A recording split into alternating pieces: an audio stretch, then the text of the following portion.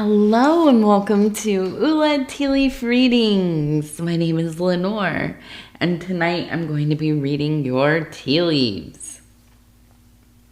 This is a horoscope for Leo.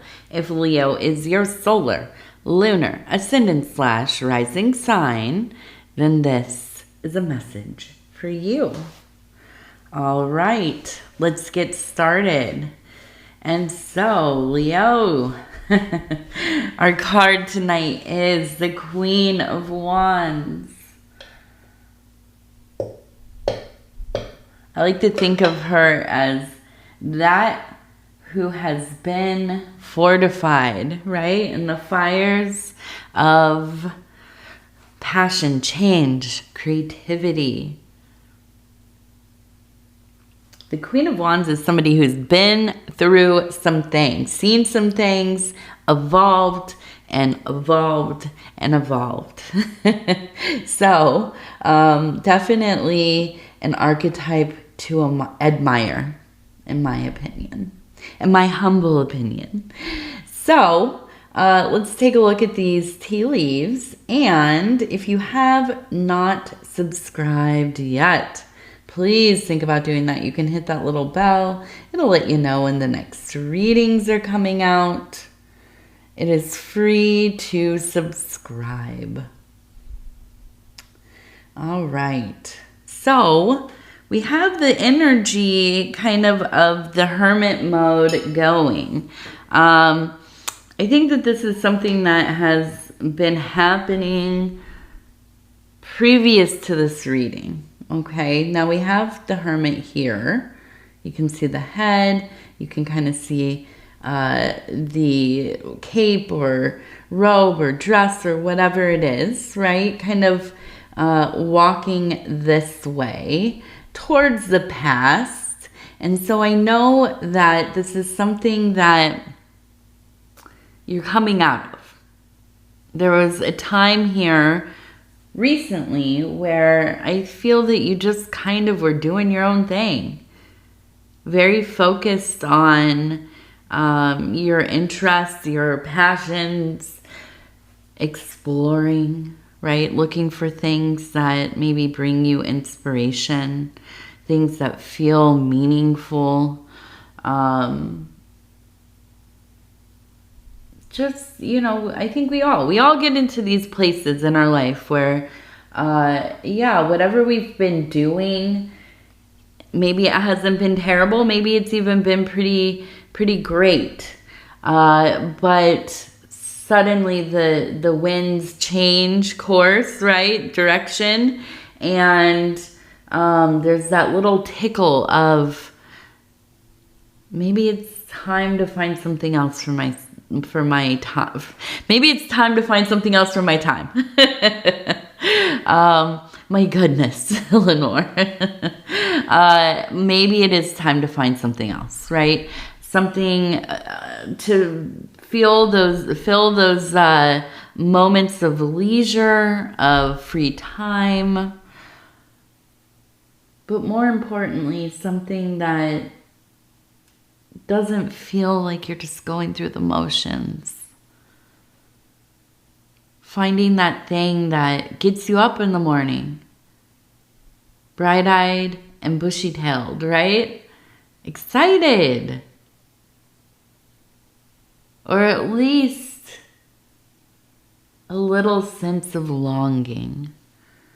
Right? And we've all had these moments, I hope, where we get into something. Maybe we're reading a new book or studying a new topic, or we, I don't know, have started a little side hustle. We're excited to get that going, to be working on it. And there's a sense of longing, right? You're doing your regular 9 to 5 or whatever it is. You're cleaning the house and thinking, okay, once I get this done, then I'm going to go and read for 30 minutes. I'm going to go out to the garage and work on, making the thing that I have been creating. I don't know.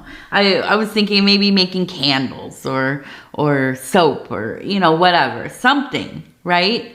But it is exciting. It is something that you have really found such a deep interest in.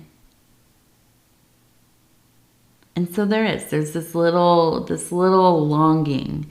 And, you might be listening to me and thinking, okay, these are just normal things that we do as people, right? We find our little distractions, we find the things that fill our life, and, we go from one thing to the next, and okay, that's not very remarkable. But I beg to differ. I think that these are the things that kind of make life worth living.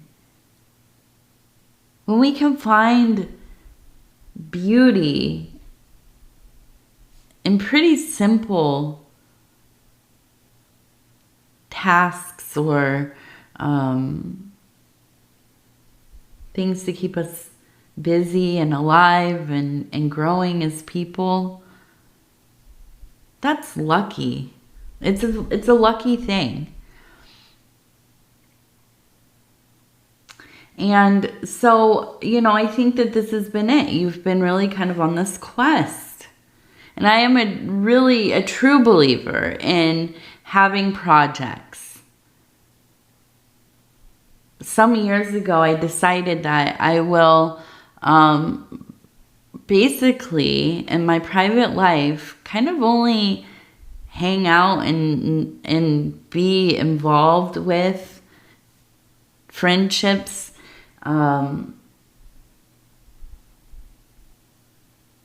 with people who are doing things. I mean, they're just doing projects. I don't care what it is. If you're cleaning a drain, or if you're, learning how to, I don't know, apply sod to your lawn, or that's very specific, I know. Build a car, or embroider, or, whatever it is. To be surrounded by people in my life who are interested in doing things. Learning.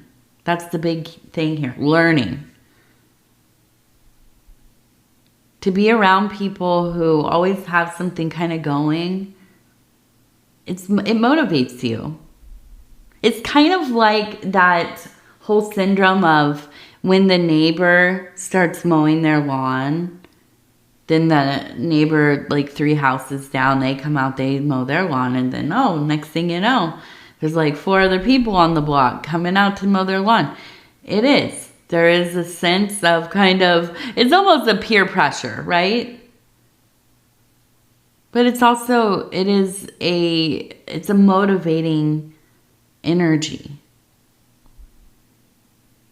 So as you found your thing, I see you becoming once again ready to re-enter society.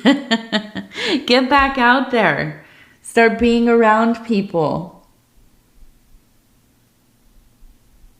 Now I see, this is cute. It's a little girl. It looks like, maybe it's a little boy. I don't know. But a young person. And I say a little girl because it looks like they have maybe a bow and a little dress. Now, I'm not going to gender clothes, right? Well, we won't go down that rabbit hole of discussion, but yeah. And try to be more mindful about these things. Now, we have, it looks like a puppy. We also have, it looks like a puppy over here.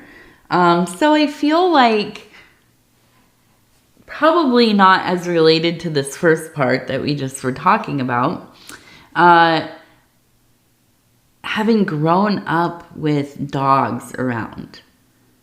Now, I don't think that you were a family that just had a singular dog, right? Or cat. I guess it could be a cat or some other kind of cool animal. Like a hamster, if you're privileged enough to be somebody who had like a hamster or a rat or whatever. But the dogs. Yeah, I feel like this is it. Even there's a ball here. So I feel like this is part of your identity in some way. I think you're like definitely a dog person, or you wish that you could have dogs. Maybe you had them when you were younger and you just have never gotten around to having one as an adult. Maybe your living situation has never allowed for it, or, you know, you might just be really busy. Also, it's expensive to have, well, even cats are really expensive, but dogs, I imagine, even more so. So, you know, these are all considerations, but I feel like this is something that really brought you joy as a child. I can imagine you sitting in these, you know, beautiful companions of yours coming and playing and you know, laying in your lap, and they let you hold them and be close to them, and just a real sharing of love and respect and closeness. And so I think that, you know, when we have these moments where we really, it's not just being sentimental or nostalgic, but I think it is kind of a calling. Maybe this is a good time to be thinking about fostering. Now, if you are like myself, I am the worst foster parent of our furry companions. What is that called? I think it's called a foster fail. I don't even go into fostering an animal with the illusion that I'm going to ever help adopt it out, because I know it's staying with me forever, right? This is my new family member. We'll just, you know, go through the charade of, yeah, I'm fostering. Yeah, right. So you might be somebody like myself where it's like, yeah, not actually fostering, just straight up adopting. But yeah, maybe you volunteer or have been thinking about it. This is a good confirmation to go be around these puppers. Maybe you've been thinking about doing dog walking or dog sitting, which I hear is like a pretty big business, at least if you're in a populated area. You know, so maybe there is some way to be around these beautiful beings, or maybe it is that you have your own kind of, you know, I was gonna say brood, but that's not the word. Your own pack of little puppies and puppers and big ones and little ones, and, you know, running around the house, ruling the day, right? So this seems like an energy that really kind of is presenting itself clearly to me. Dogs. And it is a lovely feeling. It's not one that feels sad. I think it really, as a child, set you up on the road of being quite the animal lover. Okay, so we have, and it looks like it says EKC. EKC. I don't know what that stands for, but it could be, I don't know, partial word. It could be, what is it? Not an anagram. That's not the right thing. Acronym. It could be initials. I don't know. But we also have a ram. Okay, you can see the face here, the eyes, the the horns a little bit, right? And the neck here. So it's kind of like a bust, or a just the head, a picture of the head here. So immediately I'm wondering, is there an Aries in the mix? Is there a relationship with an Aries? And as I said that, I looked, it says it looks like it says NS, but I was thinking N and then the O. So no, it's like, no, there's not. No. But I do feel like, and this is funny, it also looks like it says COOL. So I feel like there's somebody who is in Aries that maybe you are friends with. Maybe this is somebody in your work life, but they seem really cool, right? Aries people are really cool. They're kind of that... if you've ever seen from back in the day, what is that show called? Oh, My So-Called Life, right? And there was Jared Leto when he was young. He played a guy named, what was his name? Jordan Catalano. Now, if you've seen the show, you know who I'm talking about immediately. This show kind of ruined my life. Let me just tell you, that archetype of guy, and we all kind of, right? We all kind of fall for people like this. Guy, gal, other. There's something about that aloof, cool, kind of aimless a project of a person, right? But I do think of that guy, that Jordan Catalano is kind of the cool Aries. Now you might think he would be more of a Cancer, but no, I think it's more of an Aries. He was, I think, the vocalist in a band in the show. So yeah, definitely an Aries. And so I feel like it's somebody that maybe is even younger, right? They're like real in tune with what's up, what's cool. And, I feel like there is a fondness there. There is a kind of almost, just friends, like somebody to kind of BS with and laugh and gossip and, all that kind of thing. So yeah, and I think this is really, it's a prominent formation.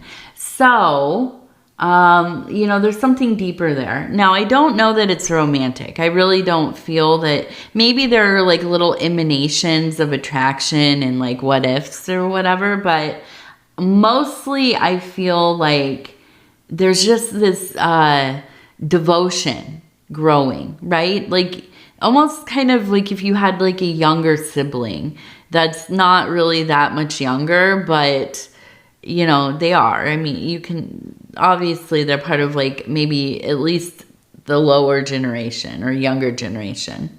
And just this feeling of kind of protecting, right? Wanting to protect them, look out for them, help them out. And also maybe trying to help guide them in some way, giving them some kind of, advice or whatever. And I think a lot of that comes from just feeling like they are not super focused, right? Maybe they are focused on things like that seem frivolous, right? But it's not about growing their life.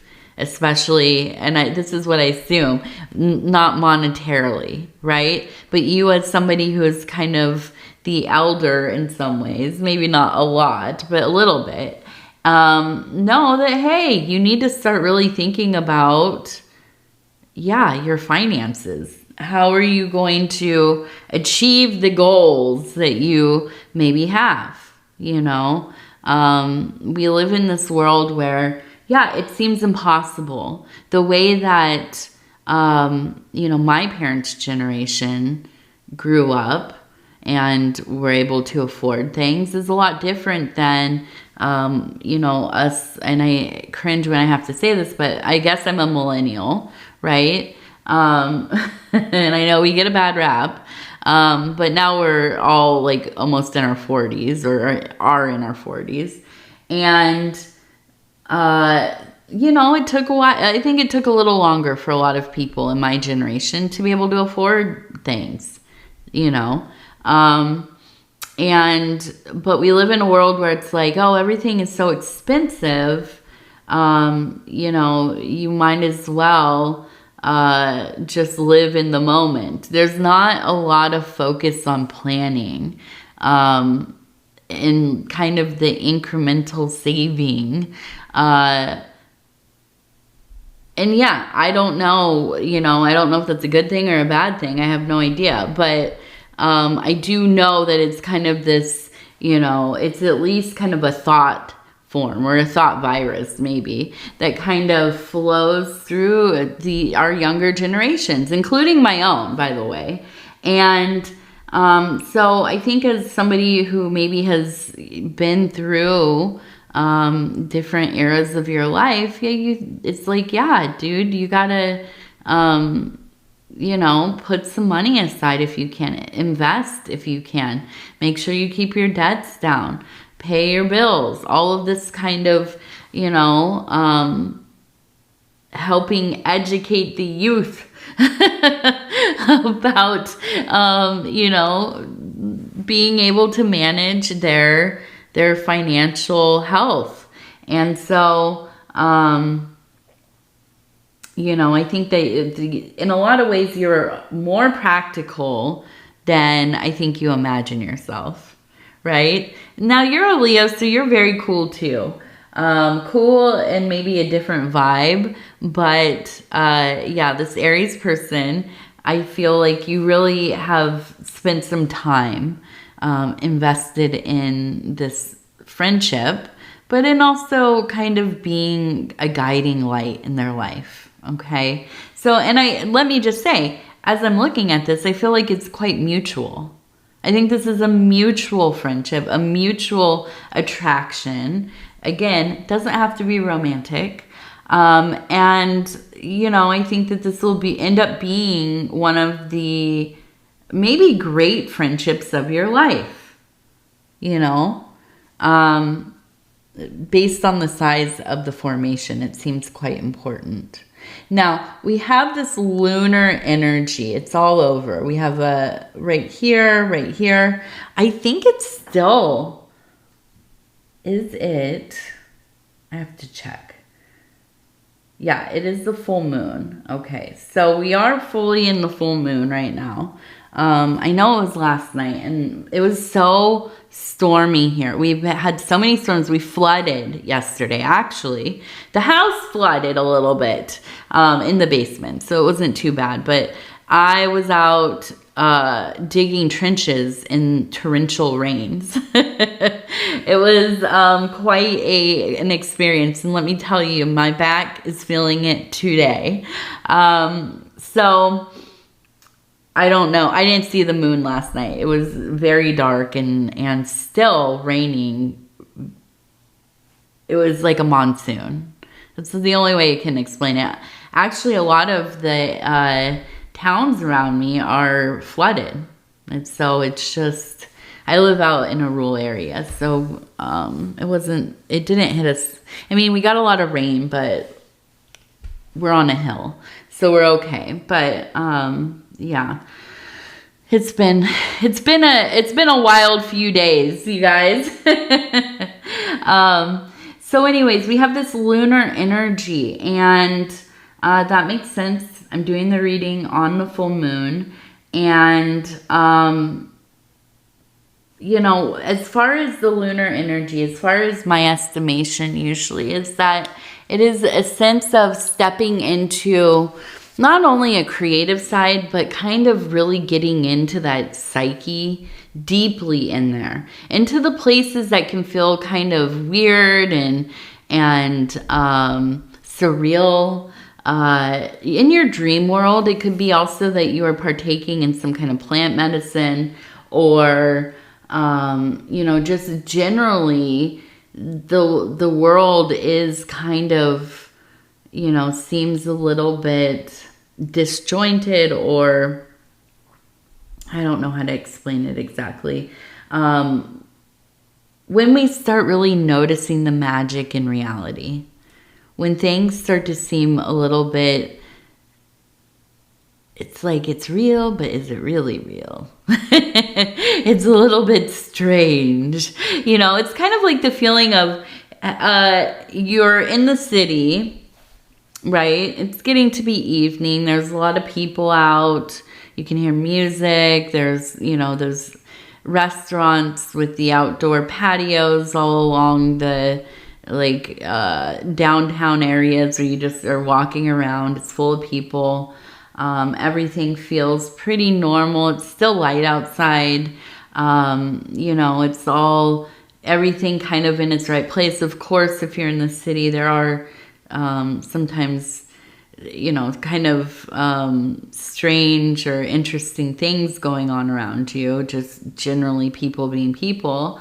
But then you go into, like a building, into a place that maybe it's a club or some kind of venue or whatever, and you're transported into, like a whole vibe, like a music scene or a rave or, whatever it is. And it feels like you have descended into some like subterranean location, right? And it feels surreal, right? The lighting, the sound, the smells, the amount of people, how close you stand to people, it's just out of the ordinary, hustle and bustle of life.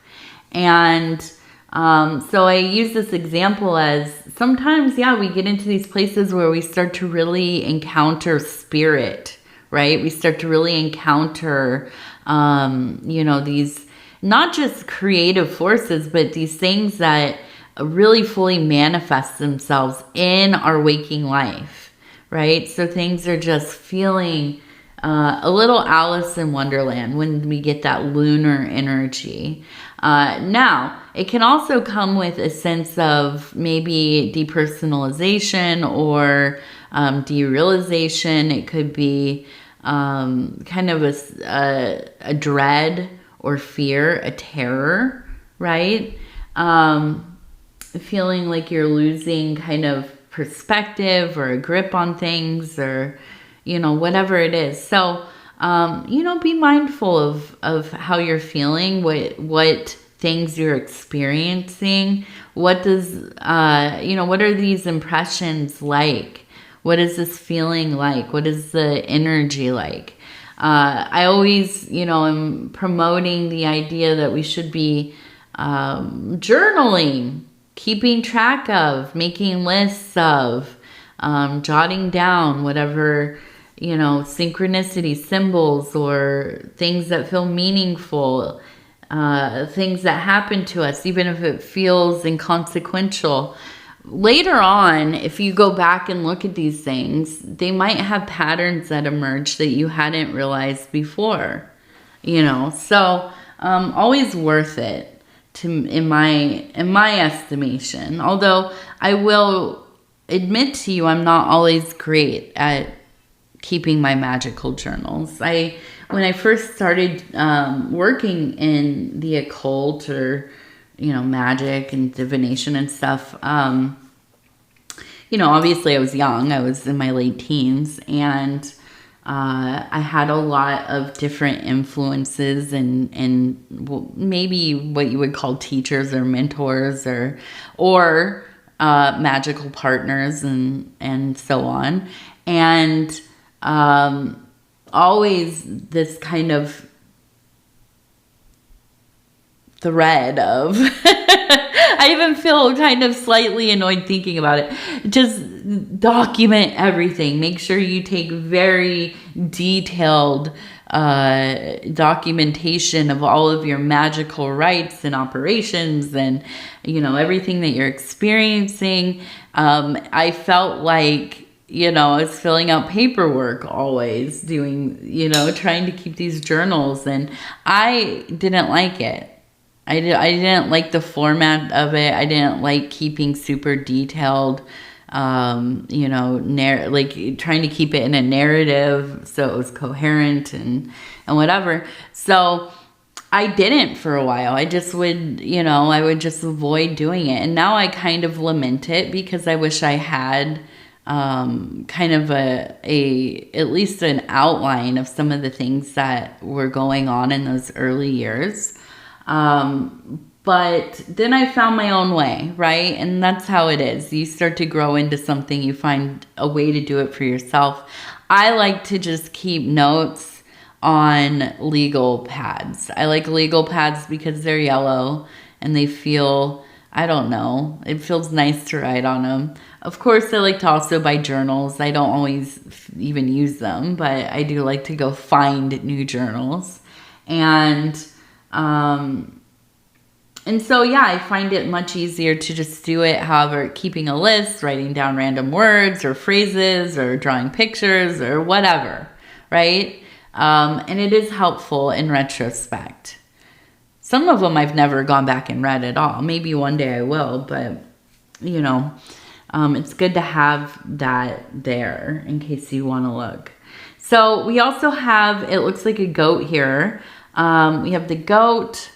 We have a butterfly, we have a heart, and we have an egg. So I feel like in this time where you really are kind of re-emerging into the world, kind of focused on things outside of yourself more and more, I do feel that, I don't know, maybe there's kind of a really looking at a relationship that is existing in your life and feeling like maybe it's fractured in some ways. I feel like this could be a romantic relationship or some kind of partnership. But I do feel that this is the opportunity for a new beginning, or at least kind of breathing life back into the relationship, committing yourself to the wellness of the relationship, being closer together, evolving into maybe the next portion of the relationship, the new chapter, right? You know, sometimes when we are in long-term relationships, we will grow apart, you know, time, energies, interests, whatever, kind of create a little bit of it's not a schism, but, you know, just kind of growing in different directions. And then you find yourself kind of aware of this. We're not spending as much time together. We're not talking as much. We're not, you know, we don't have as many things that we like to do together or whatever it is. And then you decide, hey, let's talk about this. Let's start, you know, working actively on coming back together into a place where, you know, we're really good friends, best friends again, you know. I talk to my husband about this sometimes. We, you know, when you're child-free especially, but when you're in the beginnings of a relationship, you're getting to know each other, things can be much more organic, I guess. You know, it just, things happen. You decide, oh, we're going to go for a picnic together and we're going to go see a movie and we have the whole afternoon. And, you know, it's just, it happens, it unfurls, it is as it is. It feels like it's just kind of naturally occurring. Now, as you have a house and a child or children or, you know, responsibilities and work and all of these things that happen, yeah, you got to plan things more. Sometimes that it kind of feels like a drag, right? You have to plan a date night like 3 weeks in advance. I mean, it does. It'd be like that, right? But you choose to. You choose to. You choose to show up for each other. I believe that we pick each other every day. It's not like we got married and yeah, it's forever. No, you have to choose each other every day. And you know, and there's something beautiful about that, in my opinion. So, you know, I feel like there's a sense of awakening here. Hey, we need to do some things together. Hey, we need to take some time to really notice each other, to focus on each other. And that's important. It definitely is. Okay, so we're going to do the divine doors, and I'm going to go ahead and flip through. I'm going to stop where it feels right. Oh, yes. Look at that beautiful door. And it says, morning memory. Its healing gift runs a destined course. The morning dawn, our inspired source. Meditate under the sun. Meditate under the sun. There's nothing like that morning light. It really, what a beautiful thing. What a beautiful thing. All right, Leo, I'm going to go ahead and tell you I love you because I do, and I thank you so much for spending this time with me. It is always such an honor to be able to bring these messages to you. And if you would be so kind as to like the video, it really does help the channel. And if you have not subscribed yet, please think about doing that. You can hit that little bell. It'll let you know when the next readings are coming out. It is free to subscribe. And if you'd like to leave a comment, please do. I'd love to hear from you. And so with that, I will say again, I love you. I love you. I love you. Take care of yourself. We'll talk in just a few days. And good night.